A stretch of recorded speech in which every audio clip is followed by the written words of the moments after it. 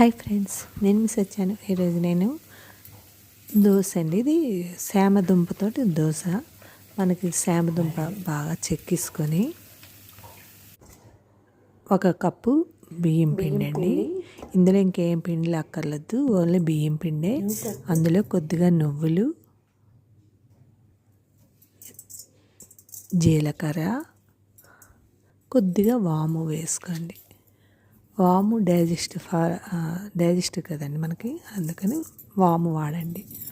అందులో టేస్ట్కి తగ్గ ఉప్పు, సాల్ట్ వేసుకొని, టేస్ట్కి తగ్గ సాల్ట్ వేసుకొని ఒక శామదుంప ఇలా చెక్కిసుకొని మనం నేను తీసుకున్న ఒక కప్పు బియ్యం పిండి అండి. ఆ బియ్యం పిండికి ఒక శామదుంప వాడాను. ఇలా కోరేసుకోండి. ఇలా కోరేసుకొని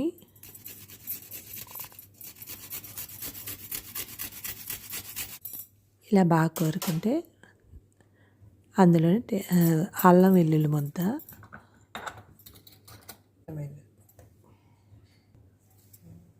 అల్లం వెల్లుల్లి ముద్ద వేసుకోండి. చిన్న పచ్చిమిరపకాయ ముక్కలు టేస్ట్కి బాగుంటాయి. పచ్చిమిరపకాయలు మీ ఇష్టం, వేసుకుంటే వేసుకోవచ్చు, లేకపోతే లేదు. అందులోనే కొద్దిగా కొత్తిమీర, కరివేపాకు వేసుకోండి. వేసుకొని కొద్దిగా నీళ్ళు, దోశ బ్యాటర్ మీరు ఎలా కలుపుకుంటారో అలా కలుపుకోండి. దోశలకు మనం ఎలా కలుపుకుంటామో అలా కలుపుకోండి.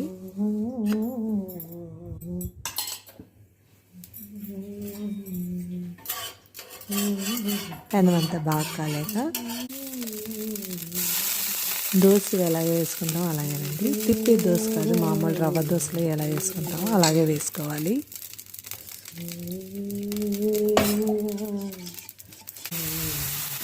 దానికి నీళ్ళు చాలా కొద్దిగా వేసుకోవచ్చు, పలుచగా వేసుకోవచ్చండి. చాలా క్రిస్పీగా ఉంటుంది దోశ.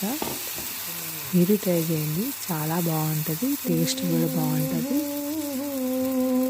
మనం పచ్చిమిరపకాయ నెయ్యి వేసుకున్నాం కాబట్టి ఉట్టిది కూడా తినవచ్చు, కమ్మగా ఉంటుంది దోశ. ఇది ఎర్రగా అటు ఇటు కాల్చుకోండి. చూసారా ఎంత బాగా వస్తుందో దోశ.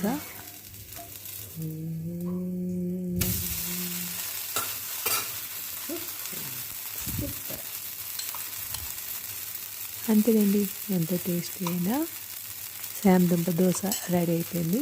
మీరు ట్రై చేయండి. మీకు చేసుకుంటే మీకు ఎలాగొచ్చిందో కామెంట్ సెక్షన్లో పెట్టండి.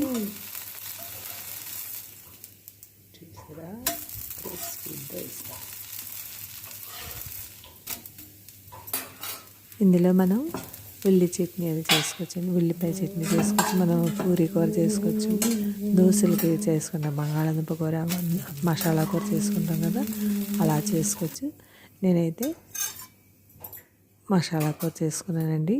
దాంట్లోనే కారపొడి వేసుకొని, నేను వేసిన పిండికి ఒక కప్పు పిండికి 2 దోశలు వచ్చేయండి. ఇట్లా వేసుకొని తిండివే.